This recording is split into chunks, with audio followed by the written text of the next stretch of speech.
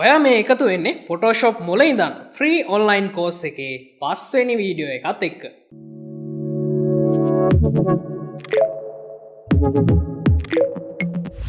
ඔයා මේ කෝස් එකට අලුත් කෙනෙක් නම් මුලින් වීඩියෝ ටික තියෙනවා මෙතනින් ගිහිල්ලා බලලා එන්න. මේ වීඩියෝ එකෙන් මම කියලා දෙන්නේ අපි කරන්න යන ප්‍රොජෙක්ට් එකට Photoshop වල අලුත් ප්‍රොජෙක්ට් එකක් ක්‍රියේට් කරගන්න හැටි. How to create new project. හරි. මේ තියෙන්නේ Photoshop 2020 version එකේ welcome screen එක. කලින් තිබුණු version වල welcome screen එක මීට වඩා වෙනස්. ඒ කියන්නේ version එකෙන් version එකට තිබුණු welcome screen වෙනස්. හරි. මෙතනදී ඔයාලට පෙන්වන්නේ ඔයා කලින් Photoshop පාවිච්චි කරලා කරපු වැඩ මොනවද කියලා. save කරපු project PSD විදිහට JPG open කරා නම් ඒවත් මේකේ පෙන්නනවා. හරි. මෙතන ඔයාලට project එකක් මොකක් හරි තියෙනවා නම් ඔයාගේ නමක් දීලා type කරපු අපි හරි මේ තියෙන්නේ මේ විදිහට සර්ච් කරලා ගන්න පුළුවන්. මේ view එක වාට අවුල් වගේ නම් මෙතනින් පුළුවන් list view එකට මාරු වෙන්න. ඉතින් project එකේ preview එක ලොකුවට බලා ගන්න පුළුවන් හින්දා මම මෙන්න මේ grid view එකට කැමතියි. ඊට පස්සේ වාට පෙන්නනවා මෙතන home එකේ ඉන්නේ අපි create new පෙන්නනවා open පෙන්නනවා. හරි මම මෙතන තියෙන open button එක click කරනවා. මෙතනදී වාට පුළුවන් Photoshop file එකක් ඔයා save කරලා තියෙනවා නම් කලින් ඒක open කරගන්න. එහෙමත් නැත්නම් මෙන්න මෙතන තියෙනවා all format කියලා. ඔයාට බලන්න පුළුවන් Photoshop වලට open කරගන්න පුළුවන් file extension වර්ග මොනවද කියලා. උදාහරණයක් විදිහට Photoshop පුළුවන්, PDF පුළුවන්, audio file පුළුවන්, BMP image පුළුවන්, JPEG, GIF animation image පුළුවන්, TIFF, PNG මේ වගේ ගොඩක් file format Photoshop එකට open කරගන්න පුළුවන් මෙන්න මේ open function එකෙන් ගිහිල්ලා. මේ quick access panel එකෙන් පුළුවන් ඔයාට ඔයාගේ file කොතනද තියෙන්නේ කියලා browse කරලා දීලා open කරගන්න. මම මේ image එක open කරගන්න. හරි. මෙන්න මේ විදිහට ඔයාට open කරගන්න පුළුවන්. ඒක මම close කරනවා. මෙන්න දැන් ඔයාට පෙන්වනවා recently ඔයා open කරපු image එක මොකද්ද කියලා Photoshop වලට. හරි. ඊළඟට අපිට පෙන්නනවා create new කියන button එක. මේකට ඔයාලට පුළුවන් shortcut එක පාවිච්චි කරන්න keyboard එකේ control button එකත් එක්ක N අකුර. ඔයාලට පෙන්වනවා new document එකක් create කරන්න මෙන්න මේ විදිහේ panel එකක් ඔයාලට හම් වෙයි 2020 version එකේදී. පරණ version එකක නම් මේක මීට වඩා වෙනස්. අපි බලමු පරණ version එක කොහොමද මේ create new document එක පෙන්වන්නේ කියලා. control එකත් එක්ක K press කරනවා. හරි. මෙතන තියෙනවා general tab එකේ use legacy new document interface කියලා.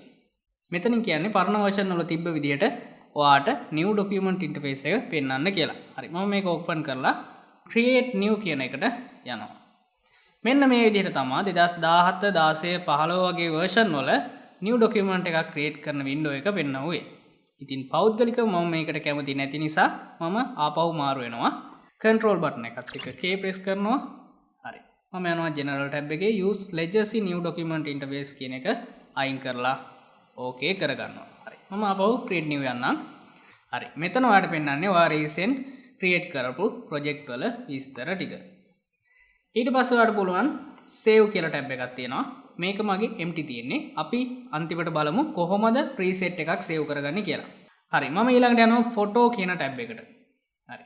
මෙතන තියෙන්නේ photo print කරනකොට අපිට පාවිච්චි කරන්න පුළුවන් size කිහිපයක්. print design එකක් නම් කරන්නේ. ඒ කියන්නේ photo paper එක print කරන්න නම් අපි මේ design එක කරන්නේ. අපිට පුළුවන් මෙතනින් paper එකේ size එක දීලා design එක කරන්න පටන් ගන්න. හරි. ඊට පස්සේ තියෙනවා print කියලා tab එකක්.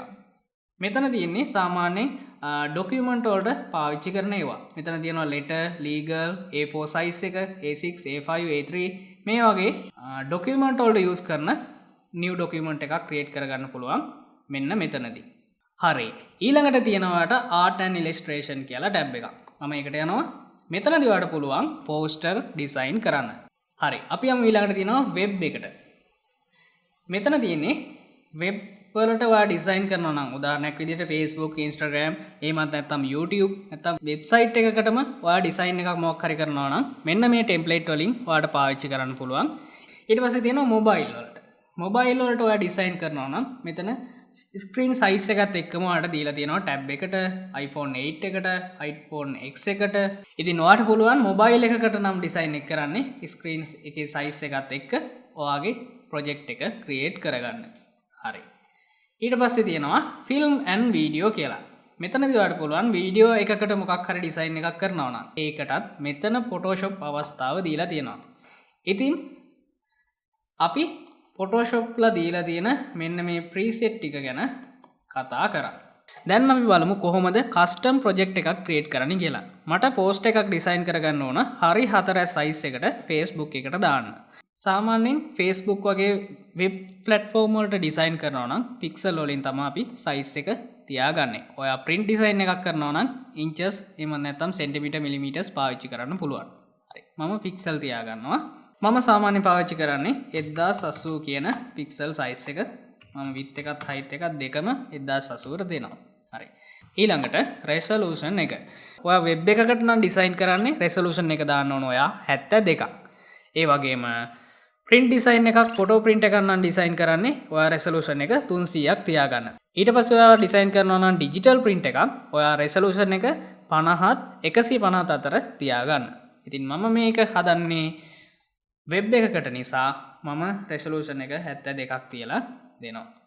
ඊළඟට තියෙනවා pixel per inch. ඒ කියන්නේ අඟලකටද මේ මෙච්චර pixel ප්‍රමාණයක් ඕන එහෙම නැත්නම් සෙන්ටිමීටර එකටද කියලා. මම මේක inch කියන එක දීලා තියෙනවා. හරි. ඊට පස්සේ තියෙනවා color mode එක. color mode එක මෙතන තියෙන්නේ RGB විතරයි. මොකද මම ඉන්නේ web කියන preset එකේ නිසා. මීට අමතරව තියෙනවා CMYK color format එක. මෙතනදී RGB කියන්නේ red, green, blue කියන color තුන. අපි යමු art and illustration එකට. හරි. මෙතනදී ඔයාලට පෙන්වනවා colors ගොඩක්. digital print එකක පාවිච්චි වෙන්නේ මෙන්න මේ CMYK කියන colors ටික. ඉතින් ගොඩක් වෙලාවට අපි web එකේ පාවිච්චි වෙන්නේ RGB කියන color format එක. හරි. මෙතනදී ඔයාලට පුළුවන් background එකේ content එක කොහොමද තියෙන්න ඕනේ කියලා. ඒ කියන්නේ අපි open කරන background එක white color වලින් fill වෙලා තියෙනවද black fill වෙලා තියෙනවද එහෙම නැත්නම් ඔයාලට වෙනත් මොකක් හරි පාටක් assign කරන්න පුළුවන්. මෙතනින් ඊළඟට transparent කියන්නේ විනිවිද පේන background එකක් ඔයාලට පාවිච්චි කරන්න ඕන. මම මෙතන white තියා ගන්නවා. ඊට පස්සේ advanced option එකක් අපිට දීලා තියෙනවා. හරි. මෙතන තියෙනවා color profile කියලා එකක්. මේ ගැන අපි ඉස්සරහට ලොකු පාඩමක් කරන්න බලාපොරොත්තු වෙනවා. ඒකින්ද මම ඒක දැනට මේ තියෙන විදිහටම තියන්නම්. මම යනවා create කරගන්නවා. හරි. මෙන්න මේ විදිහට ඔයාලට පුළුවන් project එකක් create කරගන්න. දැන් අපි බලමු artboards කියන්නේ මොකද්ද කියලා. හරි. මට ඕන business card එකක් design කරන්න. මම ඒකට project එකක් create කරගන්නවා. මම මෙතන දෙන්නම් business card. හරි. ඊට පස්සේ size එක මම පාවිච්චි කරන්නේ inches වලින්. width එක 3.5යි. height එක 2යි. අඟල් වලින්. හරි. resolution එක මම තියා ගන්නවා 300ක්. color මේ ටික මේ විදිහටම තියා ගන්නවා. මෙන්න මෙතන artboard කියන එකේ වැදගත්කම තමයි අපි දැන් කතා කරන්න යන්නේ. මම මේක මේ විදිහටම create කරගන්නම්. හරි. අපි මේ create කරගත්ත project එකේ canvas එකක් විතරයි අපිට තියෙන්නේ. business card එකක පැති දෙකක් තියෙනවා. මට දෙකම design කරගන්න ඕන හින්දා මම දැන් පාවිච්චි කරනවා artboard කියන function එක. මම new යනවා. මෙන්න තියෙනවා මම කලින් පාවිච්චි කරපු preset එක. මෙතනම මම artboard කියන ටික එක ලබා දීලා create කරගන්නවා.